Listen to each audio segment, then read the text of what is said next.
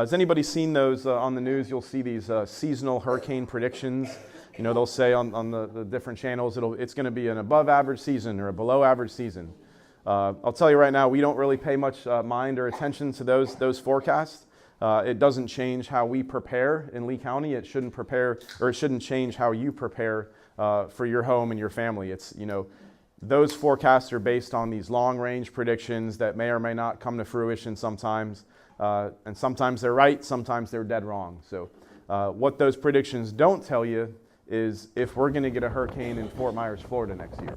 And that's really what we want to know, right? There could be, spaghetti model tracks all over the place, but if one of those doesn't come to Lee County, then it's really not an issue for us. So don't pay too much attention to those. They're kind of fun to look at, but what we don't like is when they say it's going to be a below average hurricane season. What does that do? It makes people kind of, we don't have to worry about it this year. And that's not how we should think. So again, very busy season, and who knows what we're going to get next year. This is Hurricane Irma's track, 2 p.m. Thursday. As you can see there, it goes to on what that cone is. All that means is the center of the storm is going to stay within that cone 2/3 of the time. So really doesn't tell you, right, where the impacts are going to be. So Irma, if you overlaid a picture of Irma on the state of Florida, you couldn't see the state of Florida. It was that big.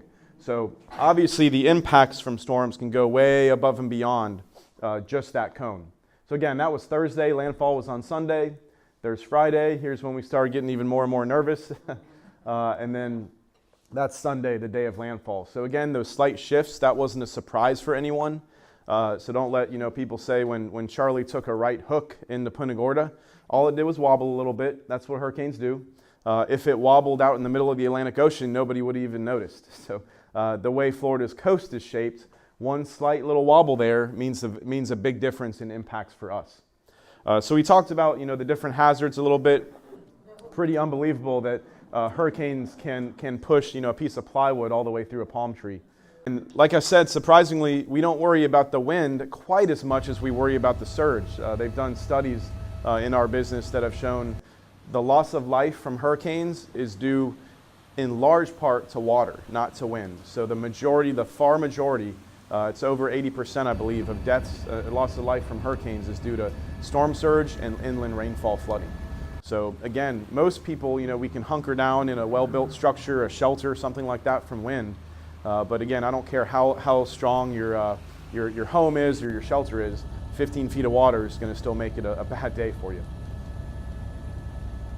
So there's storm surge. This is Katrina along the Mississippi coast, which has a similar storm surge problem compared to Southwest Florida. That you can see the water is a little bit farther closer to us there. That storm surge, you see it looks like a bunch of matchsticks up there. Those were homes that were pushed well inland from that wall of water that came in during Hurricane Katrina. So that's our storm surge zone map. This is how we make evacuation decisions. So we'll start with those people in Zone A or maybe barrier islands in Zone A like we did during Irma. But we really, really want people to understand this map and what area of town you live in. We joke that if you live in a Zone A, you need to make friends with somebody in a Zone D or E. So you can go stay with them during a hurricane. Like I said, the more you prepare now, the better your outcome is going to be after a hurricane. And it really doesn't take much. And I'll tell you one thing, it lowers your stress level if you have all of these things in place. So a couple quick things you can do. The first one is develop a disaster plan. You can go to our website, it's leeeoc.com, and print out a PDF document that will walk you through a series of questions and prompt you to think about things like, well, what if I needed to evacuate? Where would I go? So I mentioned our all hazards guide. This is the guide that we have printed out every year. We're about to order a bunch more because, as you would think, they're very popular right now. Everybody has Irma on their mind, so we're going to print a bunch more of these. If you had to leave, where would you go? I'll talk a little bit about shelters as well in the next couple slides, but I really did get into how we make those decisions. That's by far most likely the most important decision that we make with the county is determining what areas to evacuate. And again, very serious decisions. We do planning and training all year long to develop how we make those decisions. So it's not something where we just wing it. I think part of that was people left early. I think people kind of heeded our phased approach where we were calling for evacuations way earlier than we would have done in the past because we knew this was such a significant storm.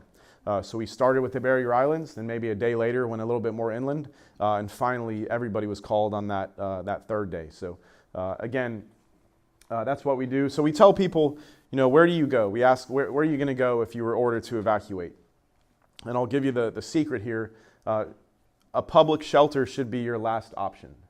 If you don't have a place to go, and if you, if you can't, figure something else out or don't have a friend or family member or hotel motel available, then absolutely, we want you to be safe and come to one of our safe structures. So Lee County and really all of Southwest Florida has a shelter challenge because of our storm surge risk.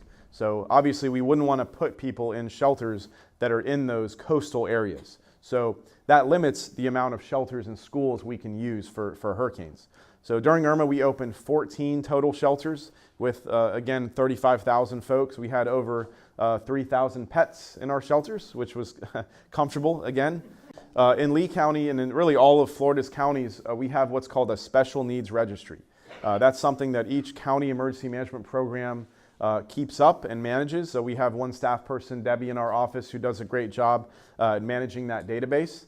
And what that is a program to where if you have more significant medical needs, you can get registered on our list and we will call you before any hurricane type evacuation event and ask if you need evacuation support. All right, so the first piece of advice was get a disaster plan. The second one is to build a disaster supply kit. This is something you can put in a Tupperware, you can put in a big bag. There's big bins you can buy at Walmart or Target. And every time you go to the store, buy a can or two of food to put in there. You don't have to go out and do it all at once, but between now and maybe June or July, go out and stock that disaster supply kit with things like water, food, flashlights, batteries. They have those portable hand crank radios that are really good these days. Toiletry items, first aid kits, cash if you can make that happen, clothing, cell phone chargers, really anything you would need to survive if you were to evacuate or if you were to stay shelter in place if you're not under that evacuation warning or evacuation order. So build that disaster supply kit. And the third piece, 1, 2, 3, you always have three good points. The last one here is stay informed. Know where to get information. Information is power, especially after a significant disaster type event. And we all have cell phones now. We all have internet most of the time. Hopefully after the storm that will be up, but it might not. So we have lots of different ways that you can get information.